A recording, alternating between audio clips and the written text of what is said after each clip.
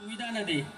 શરૂઆતમાં અમે લોકો જ્યારે ભણવા ચાલુ કર્યું ત્યારે ઇબ્રાહિમ કાકા આવતા અને કહેતા કે ભાઈ ગામના બાળકો અમે લોકો વહેલા ઉઠી અને ગામમાં ચાલી ઉમરું ચોકડી સુધી જઈ અને પછી તો સિદ્ધપુર જવું માટે એલએસમાં જવા માટે ચાલી જવું પડતું હતું, કારણ કે બસની કોઈ સુવિધા નથી.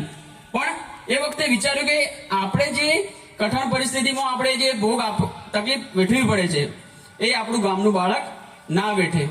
એ ઉદ્દેશથી એમને સરસ મજાનો એક સંકલ્પ લીધો અને ગામના બાળકો માટે કહેવાય છે કે દરેક મોમીન જે દીકરીઓ છે એમના માટે પણ એ આગળ આવ્યા અને પોતે જેમ ઘરનો એક વડીલ, જેમ પિતા, ગામનો એક સારો સજ્જન નાગરિક પોતાની જવાબદારી સમજી અને જે ભૂમિકા ભજવી છે એના માટે પહેલા તો ખરેખર એકવાર જોરદાર ઇબ્રાહિમ કાકા માટે તાળી થઈ જાય. ને ઇબ્રાહિમ કાકા જયારે શરૂઆત કરી તો અત્યારે જે પ્રશ્ન મળ્યો સુબીરભાઈએ કીધું કે ભાઈ કે ઈશાકભાઈએ કીધું કે એક વ્યક્તિ 5,000 આપી શકે જો એવો કોઈ ટેકો થઈ શકે. જે નાની નાની ટીપે ટીપે જેમ સરોવર ભરાય છે એમ એમને શરૂઆતમાં જ વાત કરી કે જ્યારે આપણા સમાજના ગામના વડીલ લાલ એમના પરિવારે કહેવાય છે કે આપણા ગામના પડોશીને કોઈને ધાબા ઉપર તમારે નાના બાળક સાથે રહેવા આપવું હોય તો એક સંકોચ આવતો હોય કે ભાઈ આપણા ઘરમાં અવાજ આવશે, ઉપર બાળક ચાલશે તો શું થશે, ઉપર ગંદકી કરશે. પણ એમને એમનું નવું ફ્રેશ બનેલું ઘર, એમનો નીચે પરિવાર રહેતો હતો છતાં પણ 25 થી 30 બાળકોને ઉપર એક રૂમ આપી દીધું. રૂમ આપી અને બાળકોને કીધું કે તમે અહીંયા ભણો.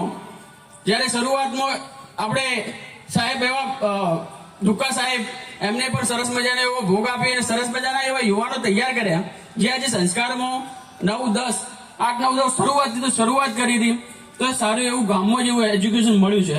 ના 21 વર્ષ સુધી જો સતત ચાલતી સંસ્થા આજે કોઈક પડાવના કારણે પાછળ પડતી હોય તો આપણની દરેકની એક એવી ફરજ આવે છે કે એને થોડો ટેકો કરીએ અને એ ટેકાથી આપણે આગળ વધારીએ.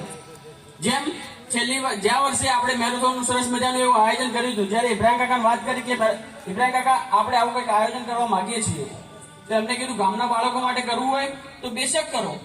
મારો જે સહકાર જરૂર હોય એમના ભાઈ કાસમભાઈ, ઇબ્રાહિમ કાકા અને રિયલ ડેરીના તમામ મિત્રોએ પણ એવો સારો સહકાર આપ્યો.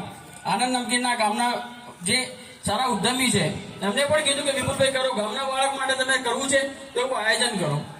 ને સરસ મજાનું આયોજન કર્યું. એના આયોજન કરતા વધતી રકમનો આપણે સારું એવું એમના કસરતના સાધનો લઈ આપ્યા. કેમ કે એમના જીવનમાં થોડો વિકાસ થાય.